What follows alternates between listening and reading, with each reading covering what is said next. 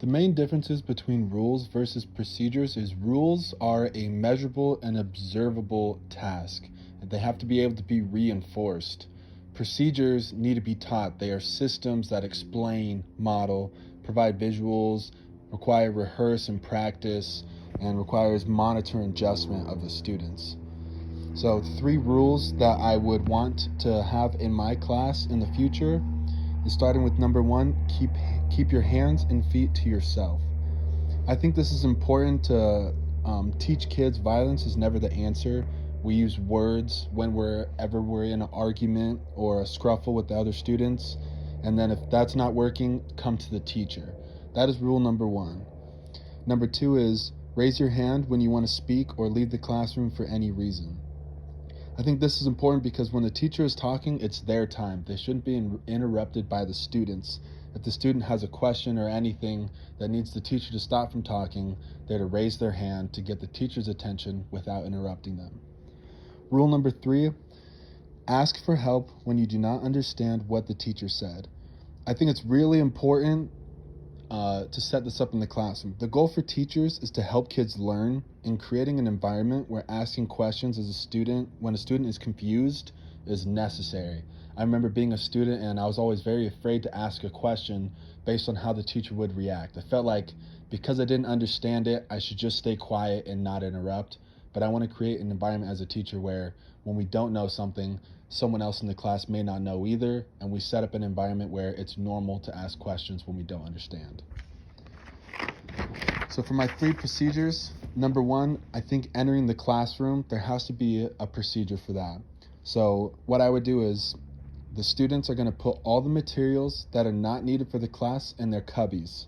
So things like backpacks, lunches, toys, coats, all go in the cubbies. And then once they do that, they're going to place their homework in a designated turn-in area that may be on the desk or maybe near the cubbies, probably near my desk. And then they're going to sit down at the desks and follow the instructions that are written on the board. So on the board may be a bell work question or just say, wait patiently for the teacher to give instructions. And what I think this does is it creates a repeating schedule in the morning for students. It'll set the tone for the day. It just helps structure for when students are coming in the class so they aren't interrupting other students. Second procedure is lining up. I can remember as a kid, everyone wants to fight to be line leader in the front next to their friend. So this is how I would set up a lining up procedure. For inside the class, the row of desks that is closest to the back door lines up, and then they'll work their way down from there. So closest to the desk to the farthest from. And students will line up. What they're going to do is once they're lined up, they're going to hold a bubble in their mouths so they're not talking and wait for the teacher to direct them outside of the classroom. And then for outside, the same rules apply as inside, except the students, it's very hard to organize students when they're coming in from recess and stuff. So my plan is when they're coming in, they're going to line up on their own, bubble in their mouths, and if I see any pushing, shoving, or arguments, that student will then go to the back of the line. And I know students never want to be in the back of the line. For some reason, they hate it. So I'm hoping this will create a mindset in the students like, I'm just going to get in line and not be mean or push or shove and just line up where I'm lined up and keep a bubble in my mouth. What I think this will do, it'll help so much with time management in the class. We won't have to waste a bunch of time like organizing lines and dealing with students fighting, and it'll prevent fighting and arguing. The last procedure I have is of end of the day procedures.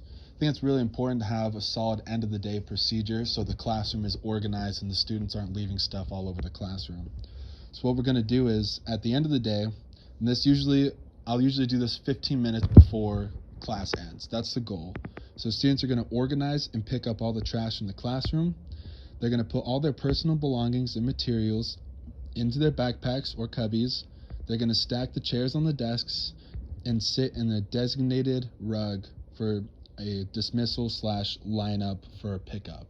So I remember when I was younger, our teacher had a rug that had alphabet or numbers or shapes that all the students sat on whenever we were waiting for the next task after we stacked the chairs. What I think this is going to do is set up a repeating end of the day routine where students pick up after themselves, stay organized, and know what to do when the end of the day is coming so they're not going crazy and wild. And that's my rules and procedures.